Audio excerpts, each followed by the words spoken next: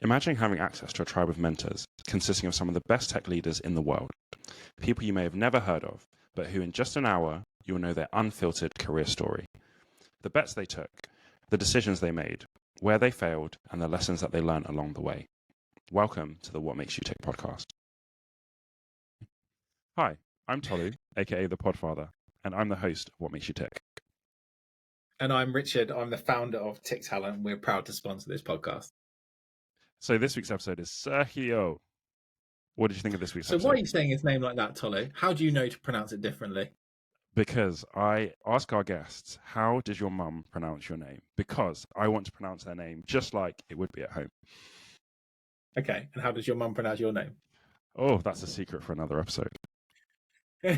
Oh my God, what a cliffhanger. Subscribe if you want to know how his mum says his name.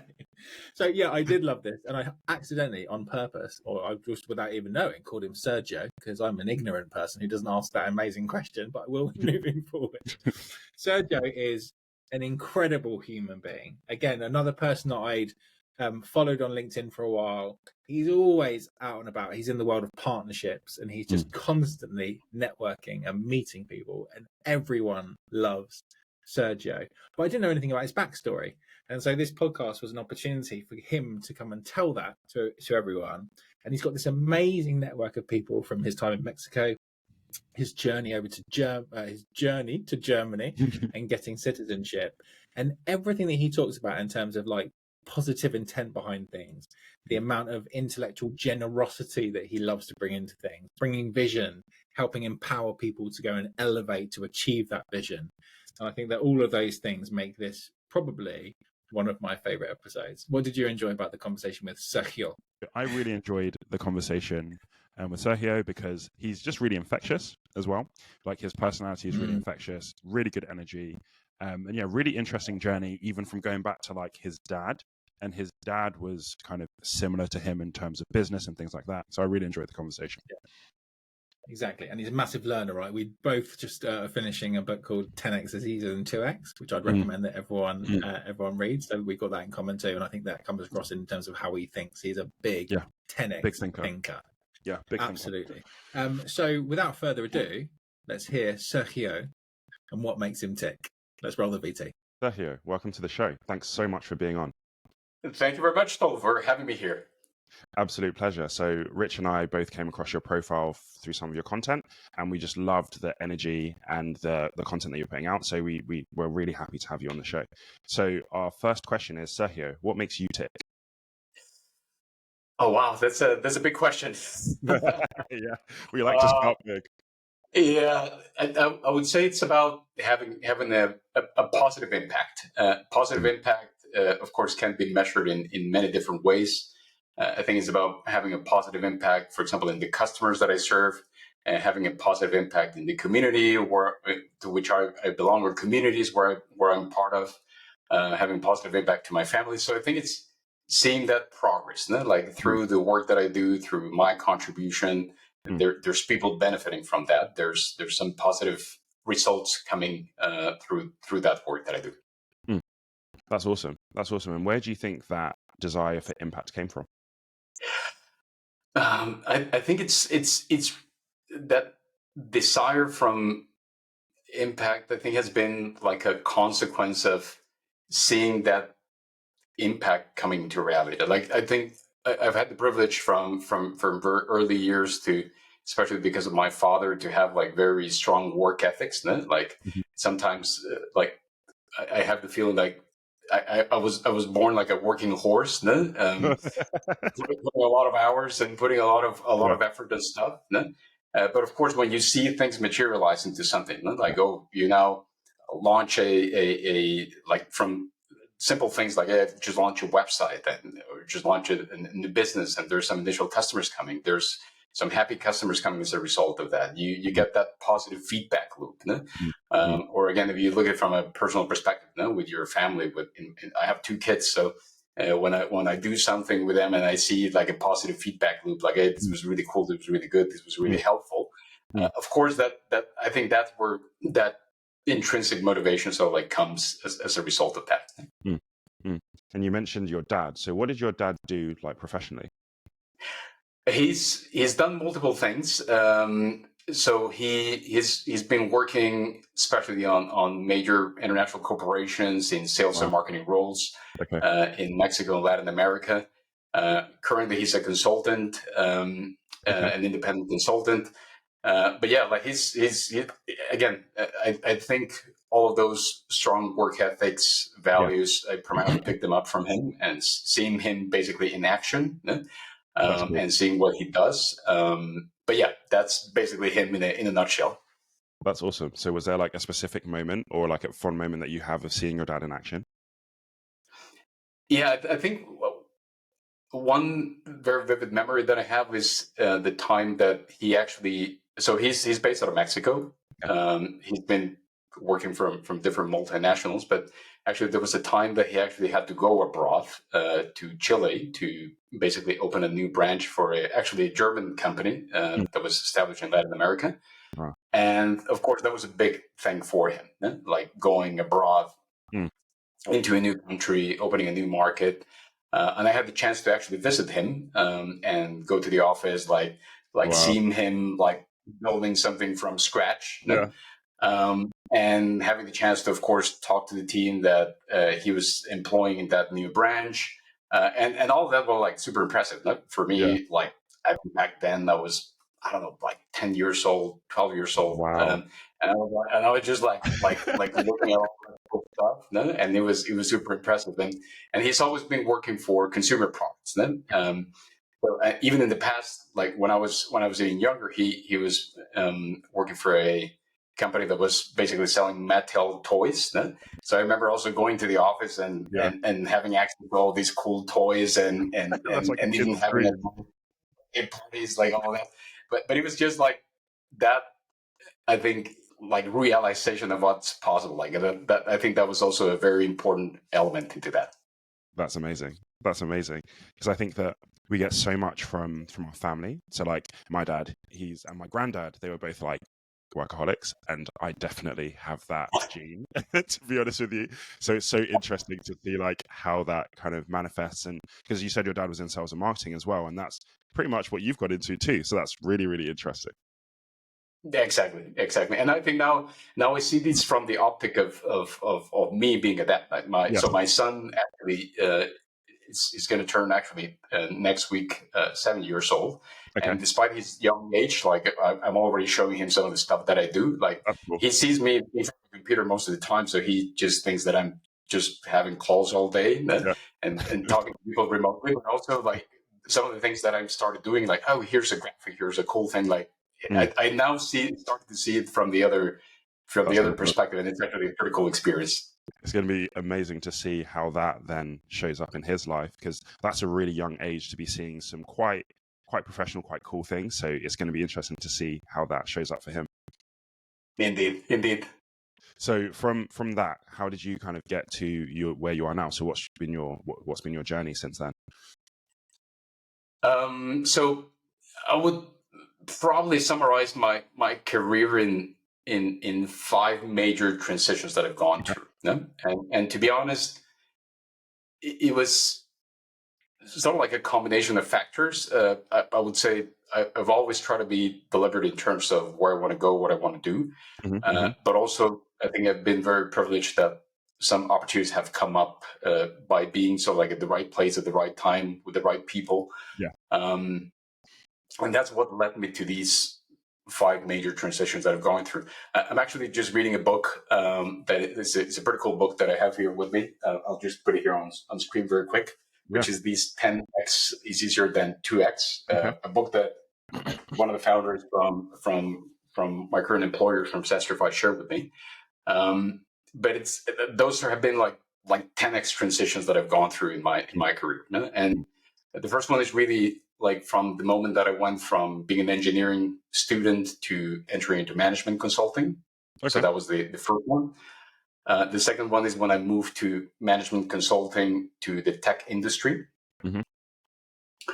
The second, when I actually went, the third one, when I went from Mexico to Germany, which is actually where I was born in Mexico, born and raised in Mexico, and I've been living now in Germany for 10 years. So that was also another big transition.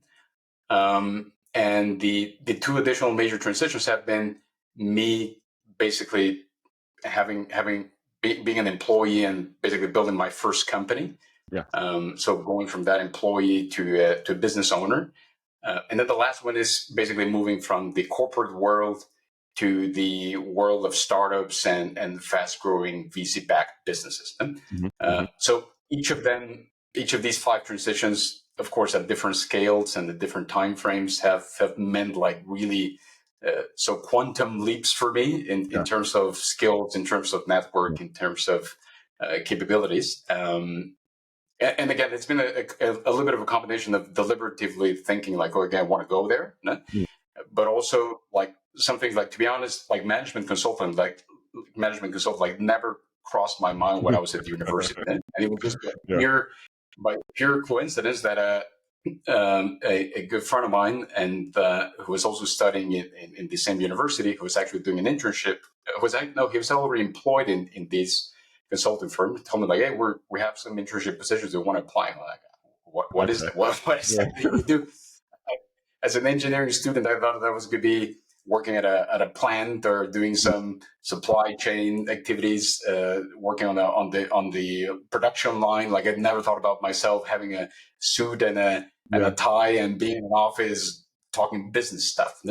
But again, that's part of some of the coincidences that have happened as part of the process.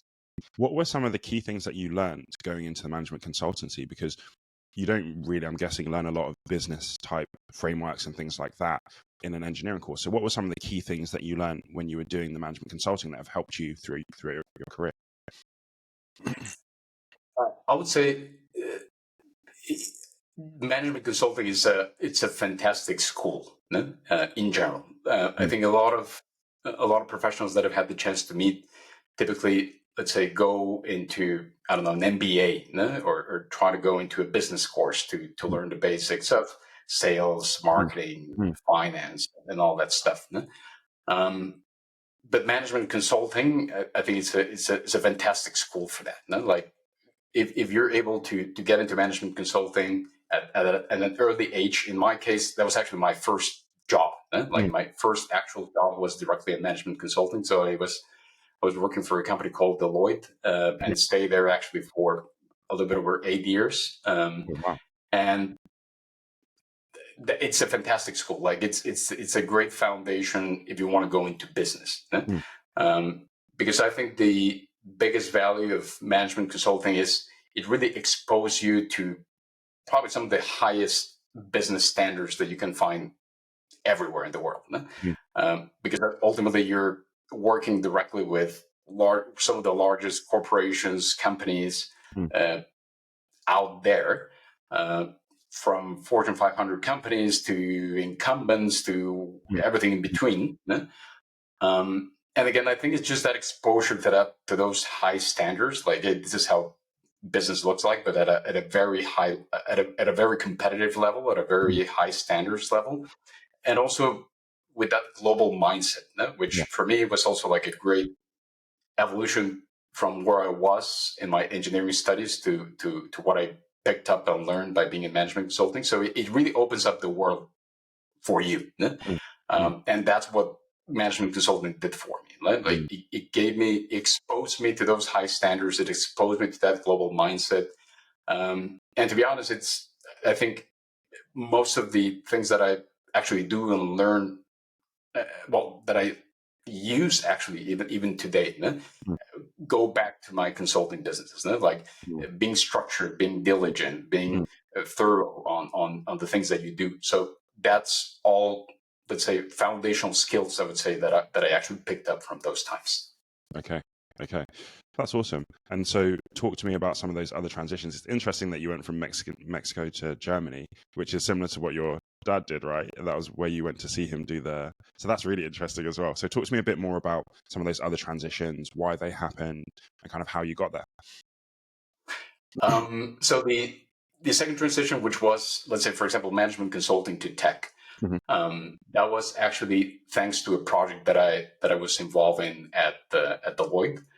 And again, it was also part of a coincidence. I because I was back then, I remember I was thinking like, oh, I want to do like strategic projects. I want to be like working with CEOs doing very complex stuff and so forth. And I remember there was a project that opened up with a telco, with a telecommunications company. It was a project management role, and I was like, okay, that's interesting, but it's probably not top of mind. I want to be like doing strategy. Like that's to be honest, when you're management consulting, typically the sexiest, the type of projects that everyone wants to be is like doing strategic stuff for CEOs and all this stuff. So I was like, okay, I would love to do that. And when this opportunity opened up, I was like, okay, project management, telco. I had no background on telco and so forth.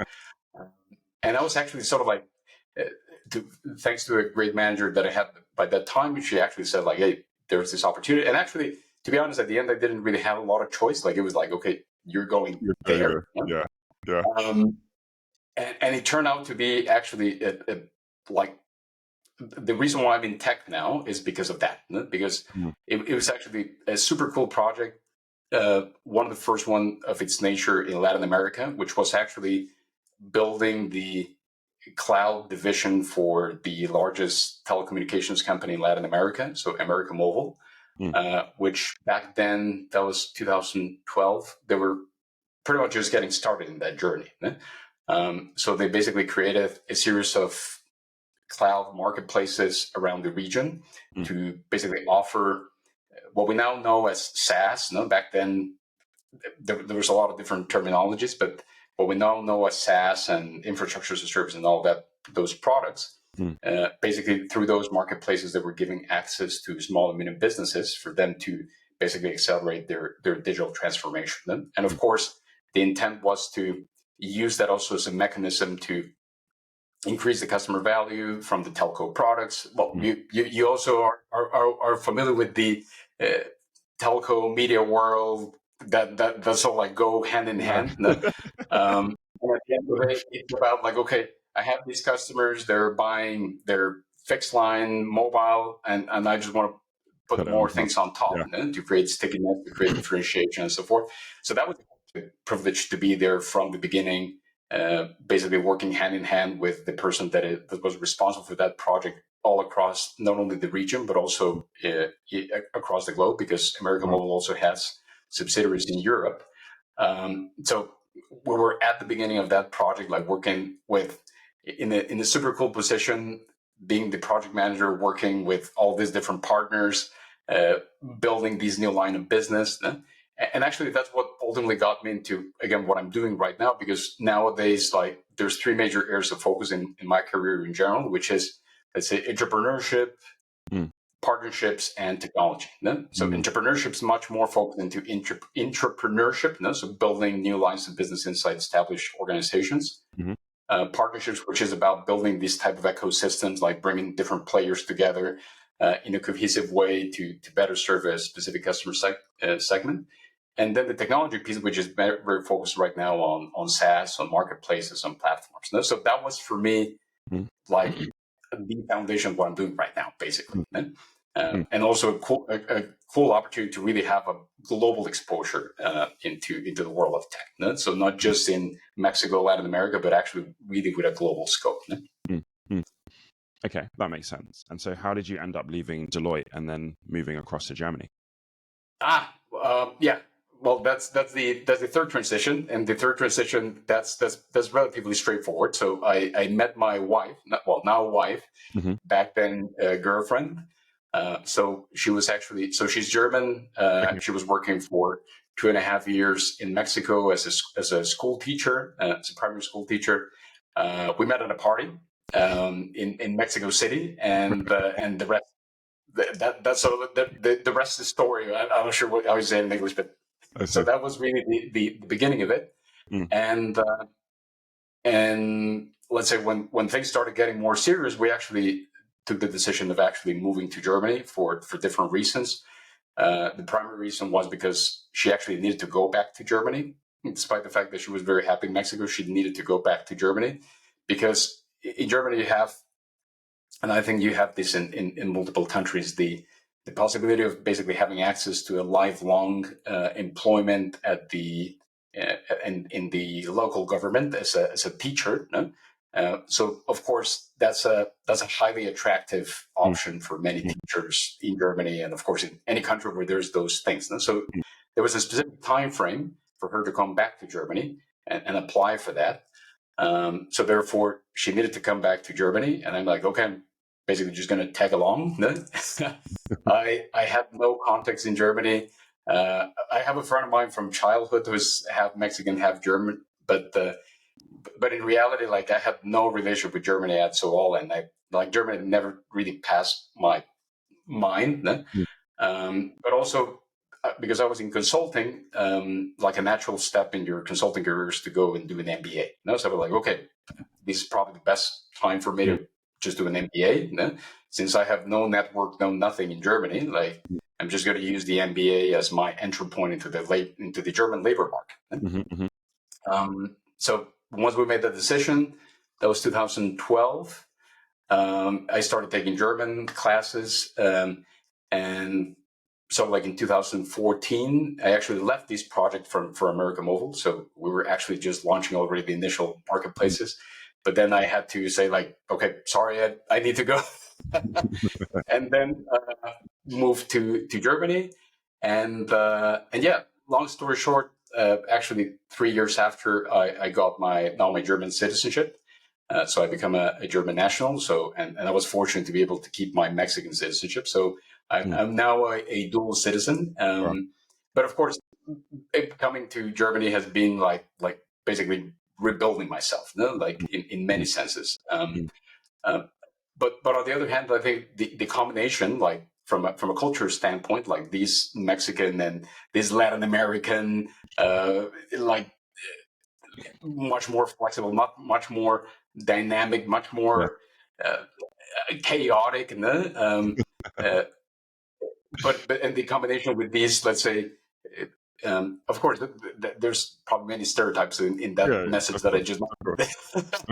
But like really here in Germany, it's very assertive type of communication, very much to the point, very efficient, and I think that combination is super powerful. No? So. That's why, of course, it made a big transformation for me, but also without still keeping like what I think makes a great combination overall. It's so interesting because it seems so different, but it complements each other in so many different ways. So that makes sense. So you mentioned about in one of your transitions, you moved from kind of like an employee to more like an intrapreneur and starting businesses. How did that look like for you?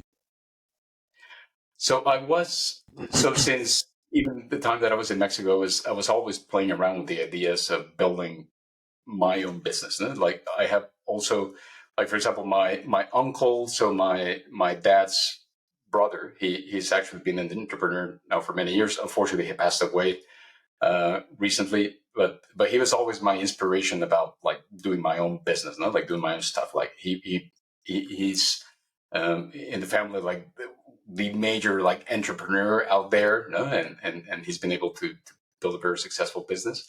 And I always had him like as a path that I would like to follow at some point in time. So I did different experiments before, none of them really materialized into something concrete.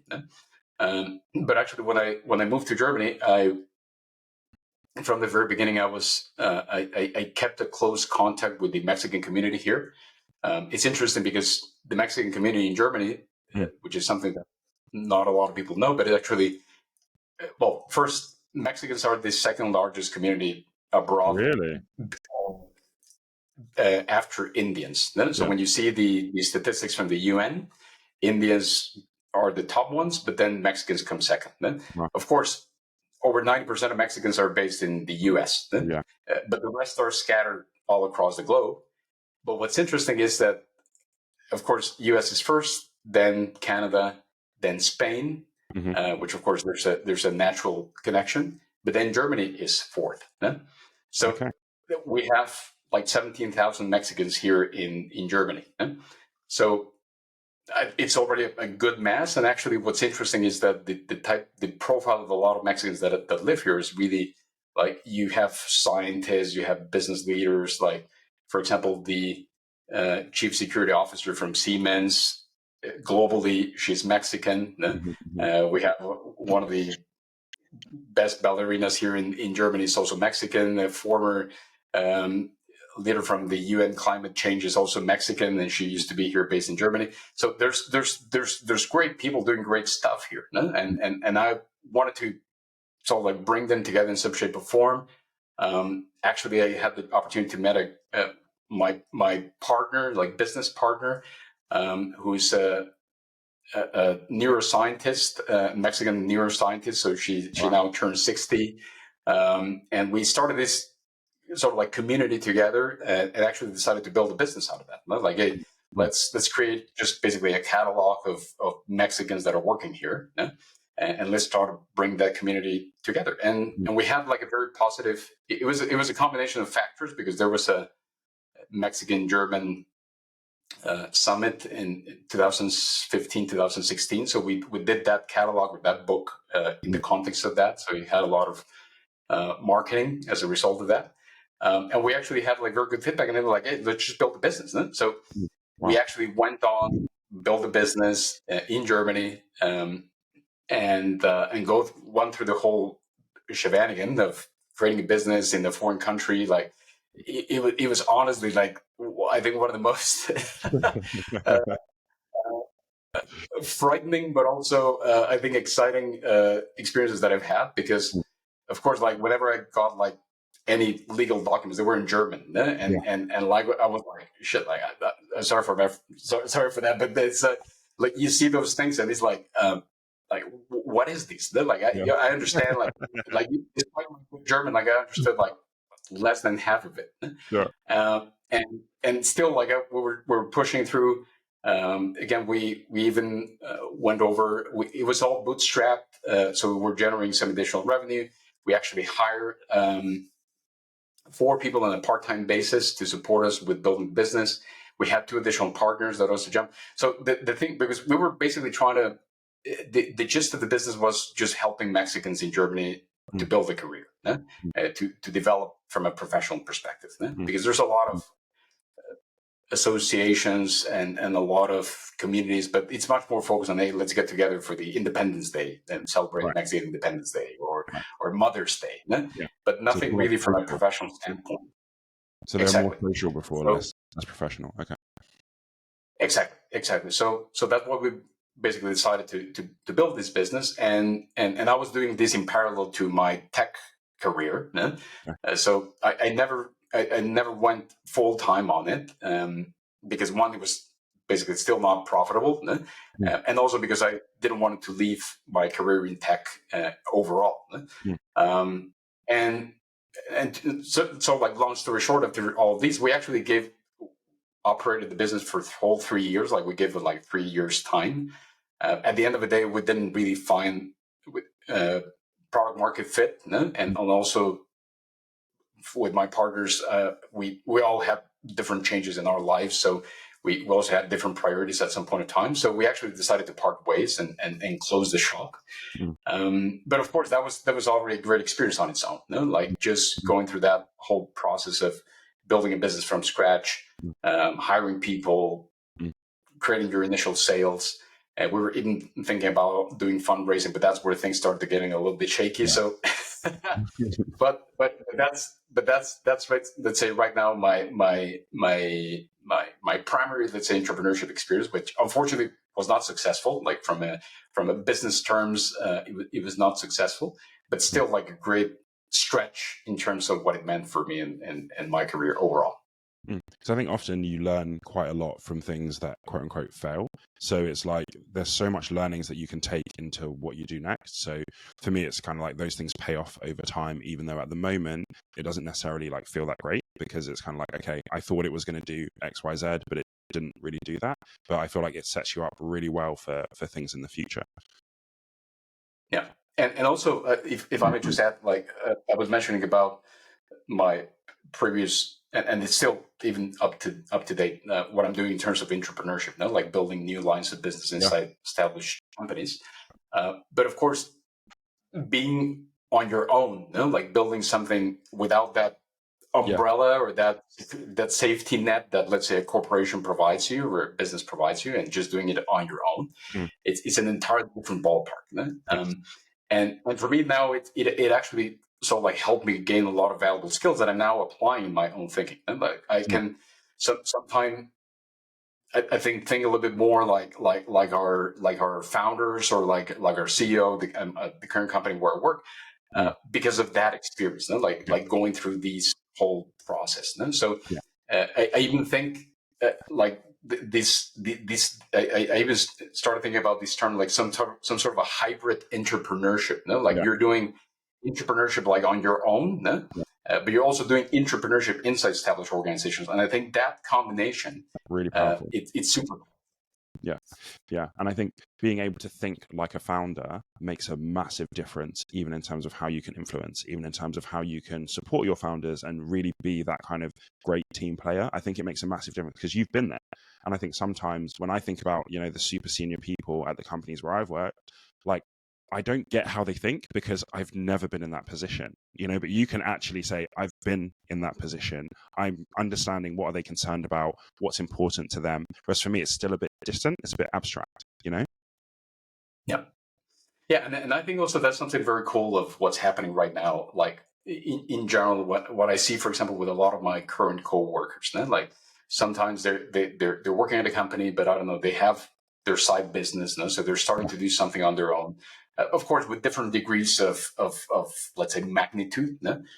Some are having like a small side business. I don't see anyone like doing like trying to build a VC backed startup in parallel. Like it's just too much. But they've been going through that process. I think it's really super powerful because it really, as you mentioned, it exposes you to what a founder goes through. It exposes you to all of that complexity from a business standpoint. Like you really need to see everything, like from sales to marketing to product, finance, HR, like all of the different dimensions, and deal with all that messiness. And I think, but I think that's the beauty of it. And I think there's no other way of learning entrepreneurship than doing it. Like you need to get into the arena and do it, get your hands dirty. That's the only way. Of course, you can look at so many YouTube videos and talks and podcasts or whatsoever on entrepreneurship, but until you go and do it, even if you fail, like that's when you learn. Agreed. So tell me a bit about Sastrify. So Sastrify is actually from these transitions, it's actually been like my fifth transition, and actually right now I'm on my sixth transition, so to say. And I'll explain the difference between both of them in a second. But I've been working for corporates most of my life. I've actually in the previous company that I was working for, I actually left to join another startup. At the end, I ended up going back to the corporate world, again, for multiple reasons. But then now with Sastrify, actually, it was, again, being at the right place at the right time with the right people.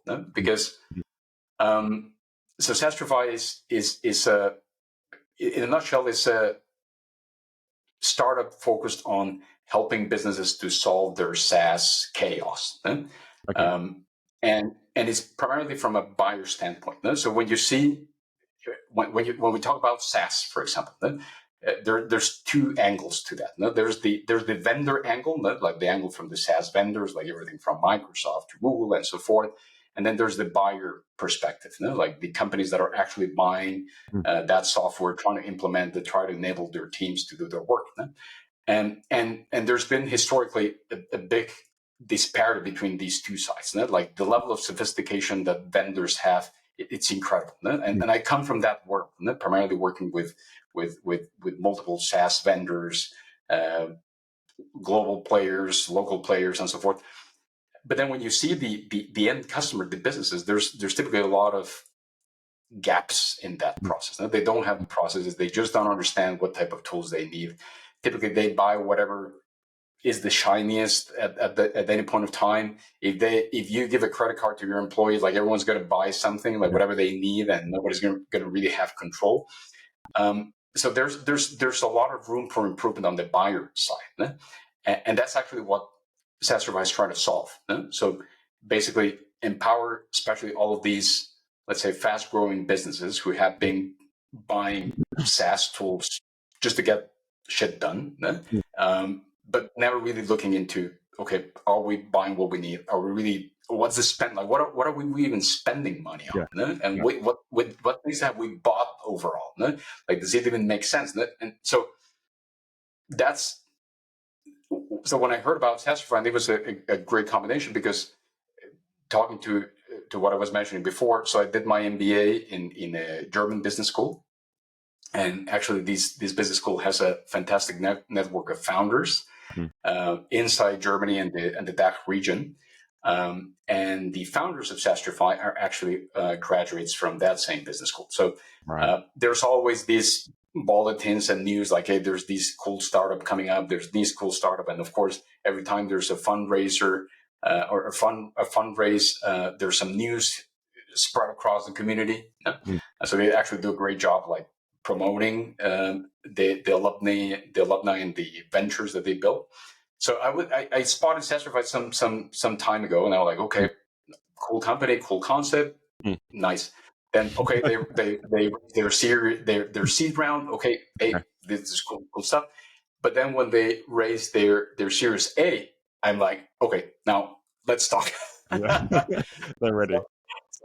So I reach out to the founders. I think we had a great chemistry from the beginning. I even knew one of them in one of the university events or business school events, and sort of like the rest of the story. Like then I ended up joining the company as part of the leadership team. So right now I'm actually responsible for our marketplace. So basically what we have at Sastrify is we do three things. So the way we solve these SaaS chaos is by having our own product through which companies have their single source of truth for their whole tech stack. Like all the SaaS subscriptions, software subscriptions, they centralize it here.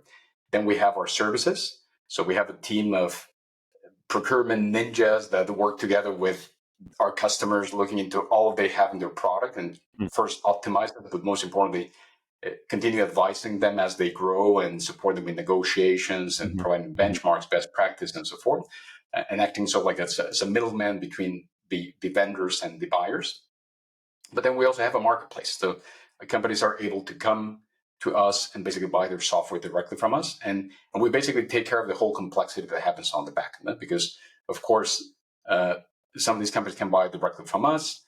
Otherwise, they can buy from some partners that we've actually vetted and we've checked they're so like the best in the market. So all of those different options to buy your software, we actually centralize that through our marketplace and give our customers access to that single pane of glass. So I'm responsible for that marketplace, which is, I've been doing marketplaces since that telco project that I mentioned to you back in 2012. But I'm also responsible for partnerships. So everything regarding partnerships, especially connected with our marketplace, is what I'm also leading. But I'm also connected with the other type of partnerships that we do.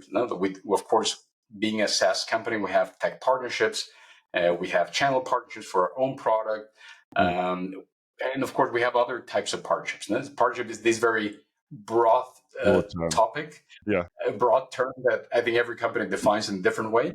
But yeah, like I'm primarily responsible for partnership associated to our marketplace, but as well involved in these different types of partnerships that we also have inside the company. So you mentioned that you're part of the leadership team, and you'd also mentioned that you had a really good manager when you were at Deloitte, and that was who kind of encouraged you to get into tech. So I'm really interested in terms of leadership. So what's your leadership style, and how have you grown in leadership through your career? Well, first of all, I think it starts with the actual definition of leadership, because I think there's a lot of talking about leadership, and a lot of and very different understandings, very different. Like there's a plethora of frameworks, books, like whatever you can think of. But my simple view of leadership is, and this actually, by the way, I have a whole text stack of books here that I can point out. But there's one specifically that is the leadership handbook. That here's here it is.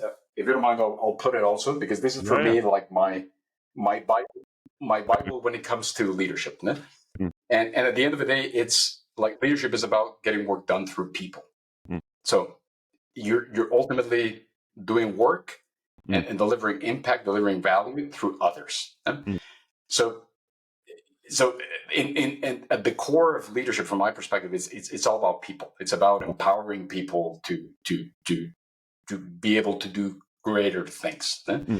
So when it comes to the great leaders that I've had in the past, that's definitely one of the key characteristics that I've always looked for. Like those leaders that are really focused on enabling their teams.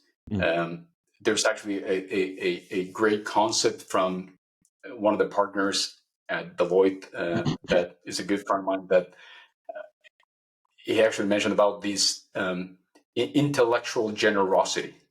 That's a I think a super powerful concept that I picked up since that time, which is really like that sense of giving. Like it's not like, okay, it's me being the leader and they all eyes on me, but it's much more about like, hey, at the end of the day, what I'm doing is my role as a leader is really to empower my team for them to shine on their own. And of course, that also has the added benefit that you can then focus on sort of like the things that are going to take your team and your organization to the next level. But yeah, at the core of, let's say, my leadership style and so forth is really much more about enabling my team, like trying to really also expose them to new things. I think a great experience that I actually just had this year was that I actually went for the very first time in my career just for a full month, like off. Like it was the last chance that my family and I had before my son started elementary school here in Germany. So I literally like went from mid-January to mid-February, like off the grid. Like I basically left all work, and what I basically did is I gave the keys of the car to my team at Sastrify. Not like, guys, here it is. Just don't crash it. Yeah. Go for it. And it was fantastic. To be honest, it was, I think, one of the most enriching experience so far in terms of leadership, because you learn through that how empowering that is for people. Like when they're now exposed to a greater degree of responsibility, of course, with all the ambiguity and uncertainty and complexity that implies, you see like an incredible jump. And actually, it was also part of what my colleagues at Sastrify. So I was honestly a little bit like not very, a little bit reluctant to do this and just being off like a full month. But actually, my colleagues, our lead of HR at Sastrify, encouraged me to do that, because she actually did something similar with her team that also did marvelous. And they were like, hey, just go there, just do it. And I'm like, okay. So again, here are the keys. Go for it. Wow. And again, it was fantastic, because now the level of maturity that my team won, the level of ownership that they won, the level of exposure that they won as a result of that, it was fantastic. So now that when I rejoined, it's not like, okay, let's just go back to what we had before, but it's like, hey, guys, you're now owning this. Like you earned it, you did it, you learned it the easy, hard way, but just keep doing that. Because of course, again, if we want to go 10x, going to these big jumps that I was mentioning, like I also need to focus myself on other type of stuff. And to start looking into, okay, what are the next big leaps, the next growth areas that we can do? And for that, I need time. I just basically need time to work on that. So it's been a fantastic way of, in a sort of like indirect way, of also empowering people to do more and for them to grow as well. Because I think ultimately I see myself as probably the person that has the highest impact in the career of my team. And there's also this term that people don't lead jobs, they lead managers. So I also feel like a big responsibility of being like a great manager for my team and enable them to also grow in their careers. And through that, not only grow as a person, but also help the company make an impact in the industry and all that good stuff. I don't think I've ever taken a whole month off. I think that's an amazing concept. I can remember like my boss took like 2 weeks off and he basically gave me the keys, and that was it was a massive learning curve for me. So, but I've never heard of that. And I think that's an amazing thing for you to be able to do, to spend a solid month with your family and know that actually your team can handle it. So I think that's I'm gonna think about that one, I think, a little bit for the future. So But I think, of course, there's it's not just like, okay, like today I just go and like, guys, no. I'm gone. Like, Yeah, we went through there's some I would say extensive handover. No? Yeah. But just the fact of saying like I'm going to be gone, no? Yes. and to be honest, I like, after thinking about that, I think you can pretty much do it at every point of time. No? Yeah. It doesn't matter if you are an individual contributor, which of course make things easier. No? Yeah. But if you're in a leadership position, even if you're the founder, no? Yeah. Like even if you're the CEO of a XY organization, like it is possible. No? I think we have this misconception, like I need to be present, like because you never know what's going to come. No? We never know what's opportunity. But also those times off, no? Like just the amount of energy that you get as a result of that, no? The amount of thinking that you can do as a result of that. No?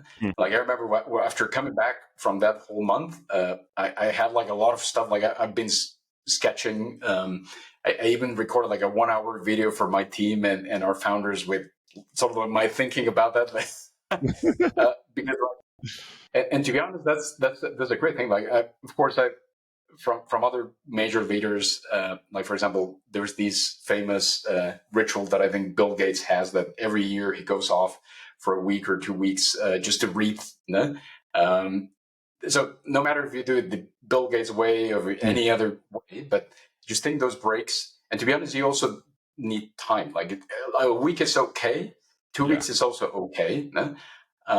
But sometimes just to get into the mood, no? Like get into the mood of, okay, now I'm off. No? It also takes time. You cannot just simply transition from one day to the other. Like, okay, I was working and then I'm off. No? There's a transition time. So that's the reason why I think a month is actually a very nice time frame that I think with the proper preparation, it can be possible for anyone in a leadership role. Did you find it hard at all to let go? And did you check things while you were off, or were you totally unplugged? Totally unplugged. Wow. Totally unplugged. And again, it was super scary. No? Like I was like, oh God. I'm probably going to come back and things are going to be burning. I don't even know if I'm going to have a job. There's going to be a team. like you start thinking about all this stuff that could go wrong. But it was awesome. Like when I came back, I'm like, guys, I'm back. I'm checking emails. I have like a huge backlog of stuff, but is there anything urgent? I'm like, no, just we're good. I'm like, okay. Right. I was going to keep doing what I'm doing. And of course, then we synced up and everything, but it was fantastic. But again, I think when you give people the possibility to step up, no? To like, guys, you're now on charge. No? You're now in charge of taking decisions, no? Whether good or bad. You are the one that are in charge of taking that. No? You're the one that can do this. And again, out here, of course, my team as a whole did a fantastic job of supporting the person that was, let's say, left in my role, but also himself. He was an incredible person taking the challenge. No? Because of course, there's not everyone's going to say like, yeah, I'm happy to do that. Like of course, on their side, they can be like, oh God, like, how am I going to do these and all this stuff? But also like stepping up to the challenge. No? I think that's a fantastic way of helping people to develop. No? And that I think it's also an underutilized mechanism in our current days, because of course we send people to do trainings, coaching, read this book, read that thing, listen to these podcasts or whatsoever, but just exposing them like, now it's on you. No? Like now you're in the leadership role, whether it's just a temporary step, no? But off you go. Like it's similar to what we discussed about entrepreneurship before. No? Like until you go and do that, no? Until you go and found a company and establish a business and go through the ups and downs that it implies. I think until you experience something, that's when you can You don't know. Yeah, you don't know. Because I remember when I went from being like just before a head of to being a head of, and I had a great head of, and he exposed us to different things. But then when I became a head of, I was like, this is what he was doing all the time, because there's all this stuff that you're not really allowed to know about until you're in the position. And then once you're in the position, you see it, you're like, wow. Because I feel sometimes as you grow up in leadership, people are like, what does my boss actually do? Like, what does he do today, right? Because you're not an individual contributor. Go. But that's actually a great point, what you just mentioned, right? Because I think that also helps your team to understand, like, how do you contribute? No? Because of course, you're like right now, no? Like I'm not in the front lines. No? Like I'm like really, my team is the one that is doing the magic, talking to our customers, talking to our partners on a daily basis. No? There's the ones that are getting the goods, the good thing and bad thing that comes as a result of that. No? Yes. I'm really more sitting on the back, no? And supporting them. But I think them having been exposed to that, no? They also understand what my contribution is, no? Which my contribution is not to be, let's say, caring primarily for business as usual. No? My role is to think about, okay, what's coming next? No? Like what are those things that are going to take us to the next stage? No? It also has to do with me representing them inside the company, no? Like why they deserve a promotion, why they deserve a raise, why they deserve to go next. Because of course, at the end of the day, there's just a finite amount of resources in any organization. But somebody needs to step up and speak out to represent their team and say, like, hey, why do they deserve X, Y, and Z? No? So that's something that's sometimes something that I think it's difficult to visualize as an individual contributor. When you're in the trenches and you're like, oh God, like I have like so much stuff to do. Like, why is this guy not stepping in and helping me? Like, here's fires burning all of it. But now I think my team is very conscious that, okay, like that guy's also doing something important. No? Like he's helping us to move to the next stage. He's helping us to do that next 10x leap. No? He's representing us with our leadership and making sure that we're properly positioned, properly marketed internally, that people know what we're doing, building those bridges externally with the broader industry. No?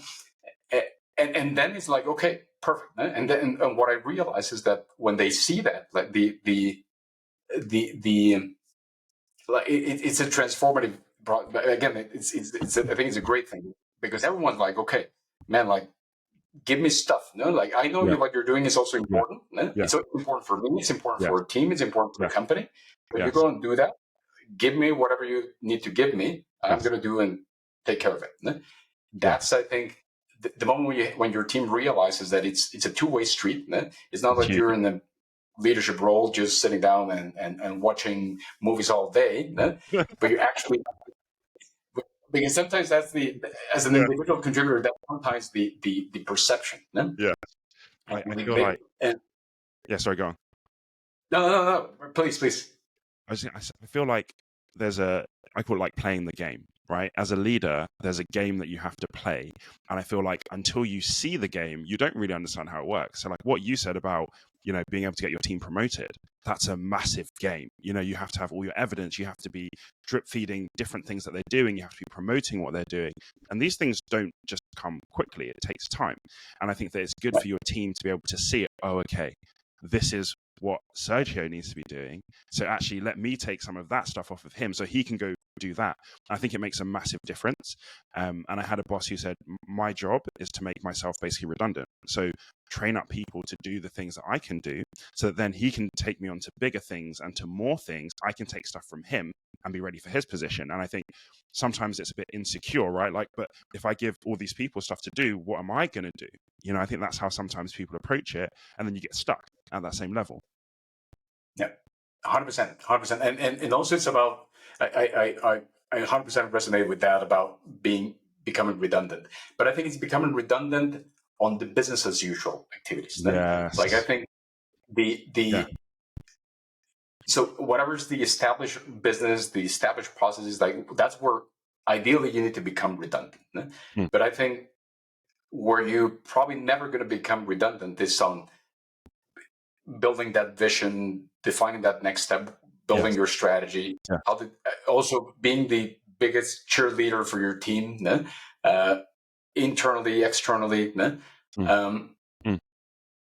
I think that's where when I heard that term about becoming redundant multiple times, and I think I've come to a realization: yes, redundant in regards to the business as usual, but not redundant in terms of these. Because again, somebody needs to work on that's a work.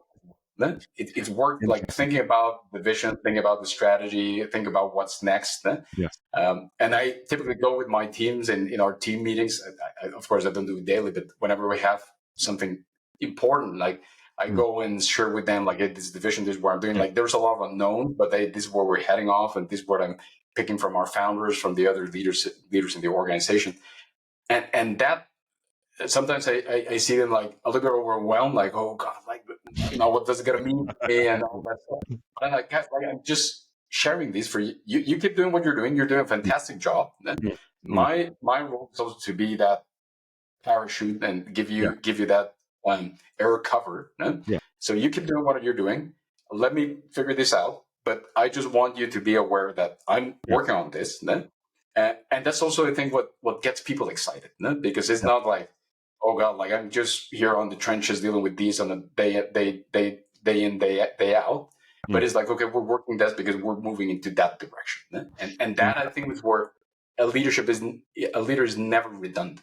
That's the core of what a leader should be doing. I might see it a little bit differently, right? So I might say my job is to then raise up other people to be able to do that vision, be able to build the strategy, and then I can do something else. Then I get really good at that thing, because if you think about it as like an infinite game, right? There are an infinite number of companies, different sizes, right? So let's say Sastrify goes to 1 billion, right? And you've grown to CEO because you've kept growing, bringing people along. You're now redundant. You could go run a 10 billion company, and then you can do that same thing through there. So I agree with you in terms of we always need to be casting the strategy and cheerleading. I also think that we can actually bring people along, bring them up so that they can do all of that, and then you can go on to a bigger challenge. Because as much as I was at the same company for 12 years, but my time there came to an end, and that's always going to happen. There's always bigger challenges, bigger opportunities. So I think it frees you up to go be a CEO of an even bigger company. Do you see what I mean? So that's where I kind of see. So I agree with you. Yeah. 100%. And yeah, I think it's a great point. I think from a leadership standpoint, at least my style is, okay, building that vision, building the strategy, but then bringing someone or elevating someone to execute on that. No? And then it's like, okay, now I'm going to spend time working on this next thing, and then elevating someone to help on that execute. So, and I agree. And I think that recurring process, it's like an iterative process that happens over and over. Exactly. It can happen inside the same organization. It can happen in a separate organization. For example, I have ex-colleagues that are now partners of mine that are now jumping into different organizations, because also I think part of the beauty of the tech industry, which is not exclusive to the tech industry, but just due to the fact of how fast growing it is, despite, of course, all the macroeconomic challenges that we're now facing, but still it's one of the fastest growing, most dynamic industries. Like these opportunities pop up everywhere. Inside your organization, there's opportunities. In other organizations now, and your former customers or your former partners, there's things that happen and open up. So I agree. Like it's about building that, because then at some point you can then focus yourself on that next big jump inside the organization, that next big jump somewhere else. And it's also the best way, again, to elevate people and help them to develop themselves as well. Yeah, because I feel like there's always going to be problems to solve, and that's really, like, it seems like that's what you're very good at. It seems like you're a very good problem solver, and you just want to solve bigger and bigger problems. And if you're talking about 10xing, there's only so much that certain companies can actually 10x. So at some point, you're going to need to find a bigger problem.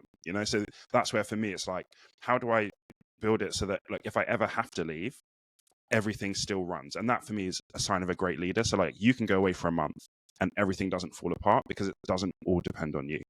So I think it's a really important way of thinking about it, is how do I bring people up to be ready so that when opportunity comes for whoever, like it's okay. I don't feel like I'm going to leave them in a bad place. I think it's a really important thing for a leader, I think. 100%, 100%, and especially now, and this is, I think, a great segue in terms of my current sixth transition, which is really, which right now in the position in which I am is, okay, so how do we take Sastrify to become the next unicorn? How do we build these fast-growing startup? So we actually closed our Series B. Really, our founders did the legwork of closing our Series B successfully earlier this year, despite, again, all the challenges.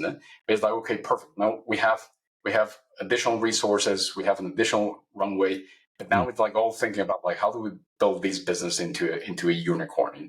There's of course now all different types of terminologies. I was hearing it last year about the centaur. So we're no longer talking about unicorns. Now we're talking about centaurs. So they have million AR. Anyways, whatever it is, but it's really like, how do you build that transformative business that is really going to have? Because we're also building a new category at Sastrify. We're building a net new space in the SaaS ecosystem. So it's also like, how do you really build something that is going to change, hopefully the world for better? And that's right now my sixth major transition, just going through that process. That's awesome. That's absolutely awesome. So like part of that will be growing out a team, right? So what are some of the things that you look for when you're growing out a team? So you mentioned that, for example, the guy who took over for you during that month, he stepped up to the challenge, he was like ready for it and he did well. So how do you identify people like that when you're trying to grow your team?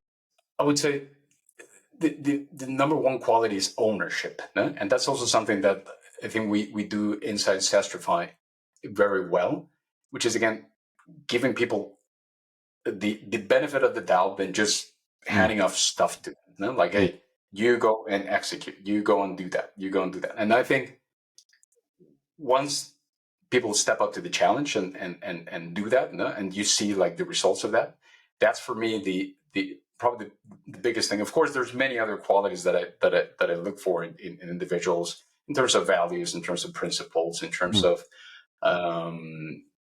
how they collaborate with others. But I would say that ownership, it's for me like along the lines of what we were just discussing before. Like you cannot move to the next thing if somebody hasn't taken that responsibility from you. So ownership for me is probably comes top of mind, because again, you need someone who's willing to take the challenge and say, like, yeah, let me take over that, so that you can move into the next big thing. So when you're doing interviews or something like that, how can you tell if someone's going to take that ownership? How do you identify that? Yeah, it's difficult to do it with an interview process, especially because every interview process is time bound. There's just so little time that you have. But of course, what I do try to do is explore as much as possible, like previous experiences that they've had taking over big responsibilities. Like, okay, so you were responsible for operations in your previous company. Like, what exactly does that mean? Like, whose job you took over and what and how you ultimately executed it. So it's mainly through that, like just understanding like previous experiences. And to be honest, then it's mostly a leap of faith. Like if you cross all your check boxes and it's like, okay, perfect, let's go. And then you see that they are not performing. Okay, that's when you sort of like try to course correct. It happened to me, for example, in the past, when I did my own business, I hired people. Again, at that point, they were like, oh, ownership is there, values are there, principles are there, work ethic is there. Like, but then when doing the job, they just didn't deliver. They just didn't perform. And of course, that's also why we parted ways in some form. So I think you can just mitigate the risk so much. I don't think you can ever mitigate it 100% until you see people in action. Yeah, because an interview process is very small snapshots into a person, and everyone's on their best behavior in an interview. So it's hard to know until there's challenge, there's an issue, and you have to deal with it. So I think you're right. It is a bit of a leap of faith, and then you can only do what you can do. There's only so much you can do. You mentioned about the people who, you hired them in and they didn't quite meet expectations. How do you approach managing those kind of poor performance situations? It all really starts with setting clear expectations, which I think is also something that a lot of leaders don't do, or do partially, no? Like making very clear, like, okay, these are your objectives. This is how we're going to measure them. There's a concept that we constantly use at Sastrify, which is about like how the success looks like, no? And that's the baseline, no? Like, and that's how I'm ultimately going to measure the performance of any member of my team. And then, of course, like I then track, then make sure that I'm tracking against that, and see how they're performing. And it's pretty much like football. Like you have somebody underperforms, okay, you get a yellow card. Like watch out with these. Of course, I always try to prevent that from happening. Like whenever I see something that is not working, like I try to be the first one speaking up and trying to course correct, like on the spot. Like if I see a bad behavior or something that should not be, like I spot it, like, oh, okay, it was not a deliberate behavior, but it was because we didn't have the proper standards or guidelines in place. Okay, let's go and build those. But like whenever something bad happens, like I try to spot it and so like intervene at on spot. But when we go into these reviews, and despite of that, and it's like, okay, you're underperforming. Okay, so that again, you had a yellow card, and then of course if it doesn't work next time, despite whatever agreement we put in place, that's basically when we part ways. But that's the process, and so I try to be very, like, whenever I see something that's not up to the standards that we agreed, or also in line to whatever commitments we've agreed, I step in at that moment. But again, if it turns out to be a really significant gap or gap versus the agreed, and that's where the football approach, I think, works quite nicely overall. Got you. That makes sense.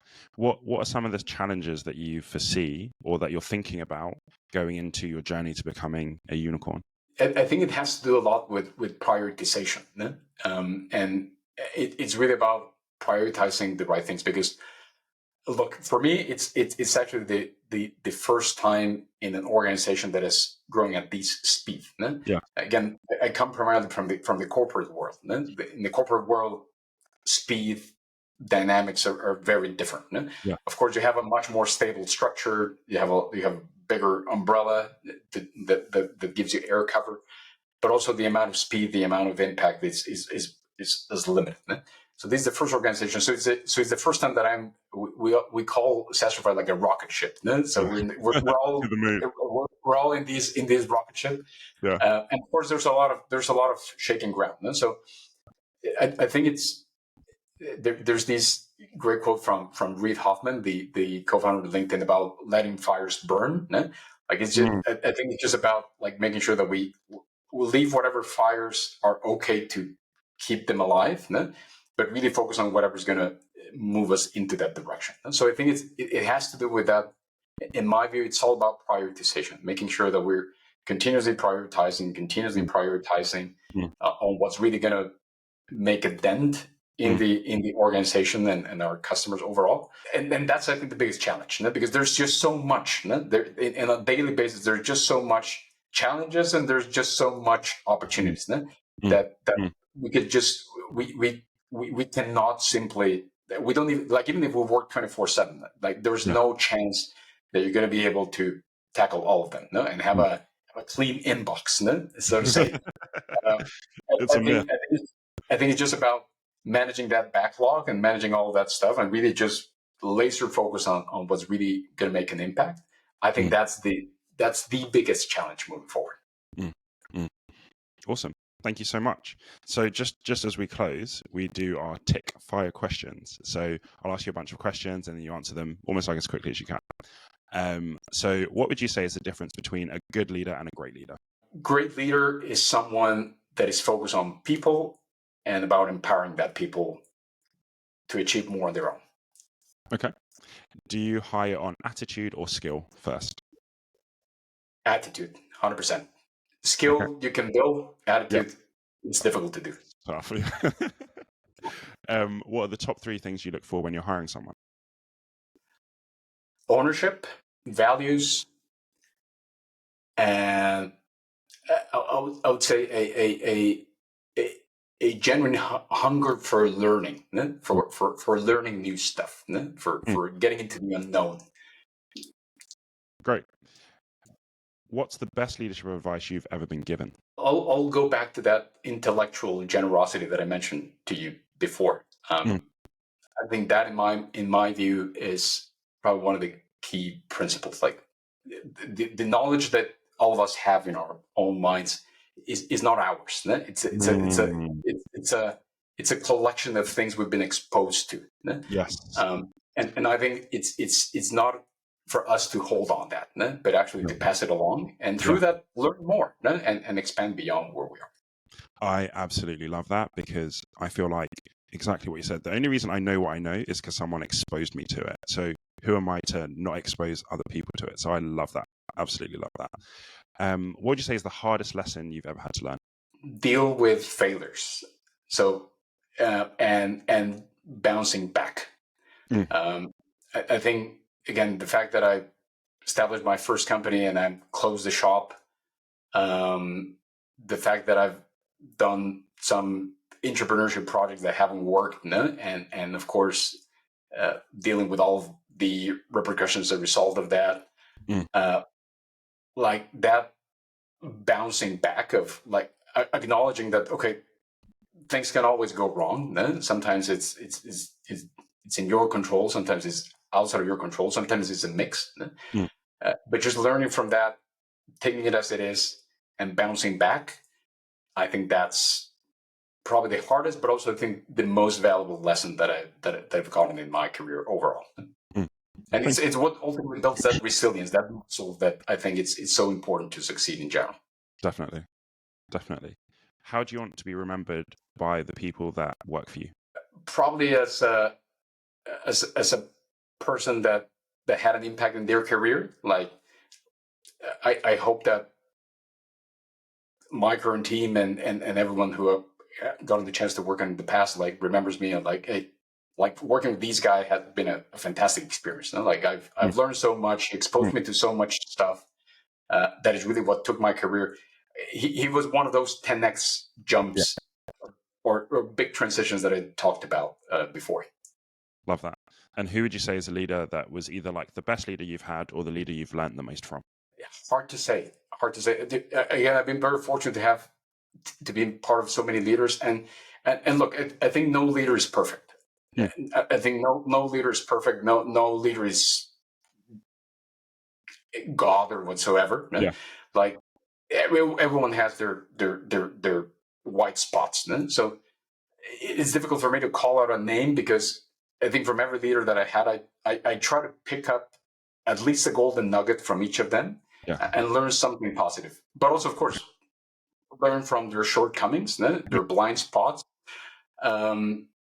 But it's again, I wouldn't say it's an exact name, but it's just that combination of all that many people that I've had the privilege to be exposed to and under whose leadership I've been at different points of time.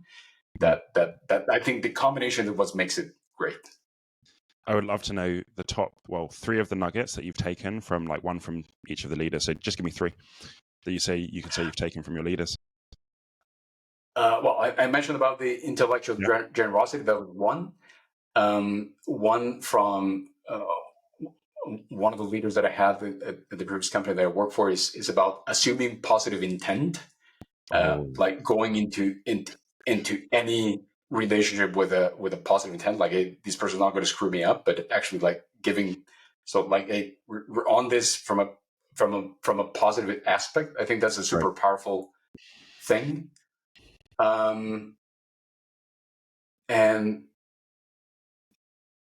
also I would say one from my last manager before Sastrify is about like keeping your troops well fed and informed. Then like making sure that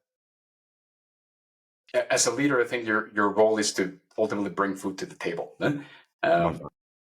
and making sure that your people is empowered, is up to date with what's happening, transformational in the sense that that's my job. Like I remember in one internal meeting that we had with our founders at Sastrify, our CEO said, like, look, guys, one of my primary jobs is to make sure there's money in the bank. Here. And that's, I think, an incredible summary of what his role is. And of course, there's many more things, but it's an simplification. But at the end of the day, as a leaders, you need to bring that food to the table. So that's I think another thing. So those are the three that I think of right now. That is perfect. Sergio, thank you so much for your time and for being on the podcast. I've really enjoyed our conversation. Thank you very much, Toll, for having me. Absolute pleasure. And thank you guys for listening, and we will see you on the next episode. Bye. Thanks for listening to What Makes You Tick, and I hope you've enjoyed listening as much as I've enjoyed having the conversation. Absolutely. You don't have to have met someone in real life to be mentored by them, right? We've all got favorite sales books, and hopefully this podcast is giving you access to a whole new tribe of mentors who, through their stories and best advice, will help you to achieve a bigger and better career in tech. So if you want to never miss a beat, subscribe now, and then you'll get notified as soon as next week's mentor releases their story. Thank you so much, and we'll see you on the next episode.